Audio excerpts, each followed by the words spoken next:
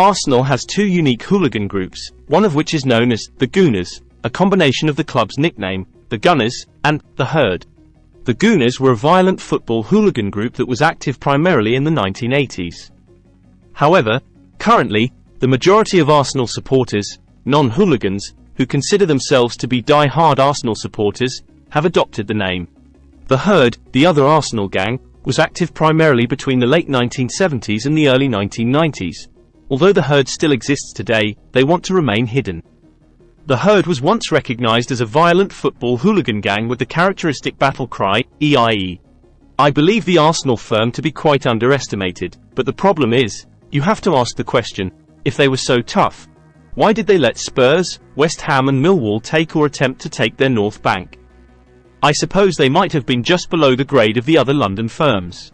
But they certainly were game, even trying to take it to West Ham's Mile End mob in the 70s. Here's a post from a Hammers fan, Bubble Blowers, describing the event. At least they made an attempt at having a go at us at our place, unlike virtually everyone else.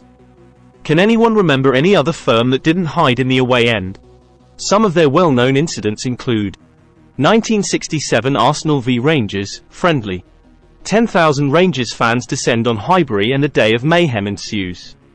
Fighting on the terraces and in the streets surrounding Highbury. Some fans likened the scene to a war zone.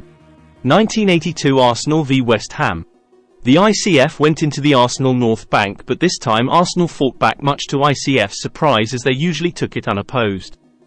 Smoke bomb let off and pandemonium ensued with the ICF on the back foot, until the police moved in and escorted the ICF to the clock end. 1982 Arsenal v Spurs. Spurs' Yid Army attacked the Arsenal North Bank as they usually take it, but this time the Herd are ready for them, and after serious fighting, a standoff ensues. Spurs eventually get removed by the police and Arsenal's North Bank is never taken again.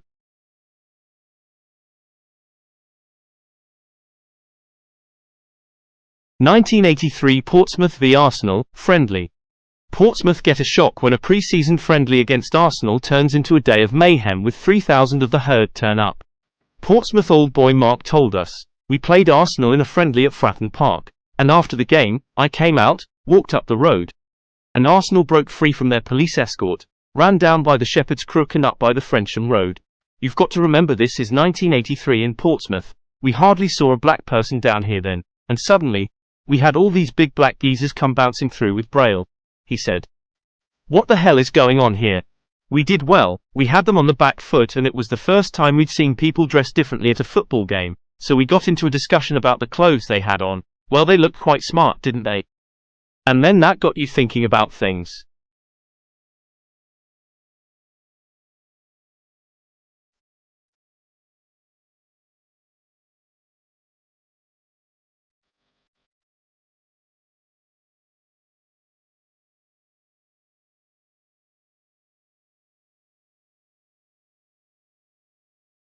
(1984) Luton v Arsenal. 5,000 Gooners turn up at Luton to take the Luton end, only to be attacked by West Ham's ICF, who turned up on the cuff after their train broke down. After a brief scuffle, the ICF are surrounded until police restore order. After the match, there was fighting all around the streets of Luton to the train station.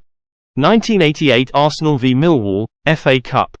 12,000 Millwall descend on Highbury in a day still remembered for the carnage caused by the warring factions. Millwall bushwhackers invade the Arsenal North Bank, which incites their comrades in the clock end. It's important to note that it wasn't just the Millwall fans fighting. The Herd were busy trying to get rid of the 2,000 Millwall stuck in the Arsenal North Bank. After the match, there was general carnage with pubs and trains being smashed up by both sets of fans. You can see the packed clock end in this video, full of 12,000 Millwall bushwhackers. Remember, this is the famous match that an undercover detective, James Bannon, talks about, when he recalls being with the Millwall bushwhackers in the Arsenal North Bank, after infiltrating their mob, to gather evidence against them.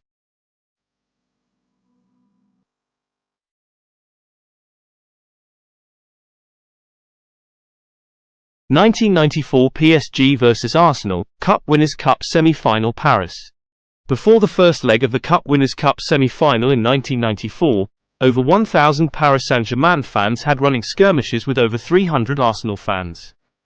The brawl lasted more than 3 hours, making it one of the most violent football brawls ever witnessed.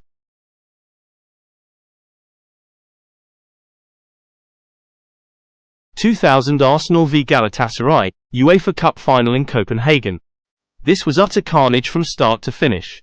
What Arsenal probably didn't know is that there were at the time, approximately 30,000 Turks living in Copenhagen, and with the ones that travelled from Turkey, made the streets of Copenhagen more like Istanbul.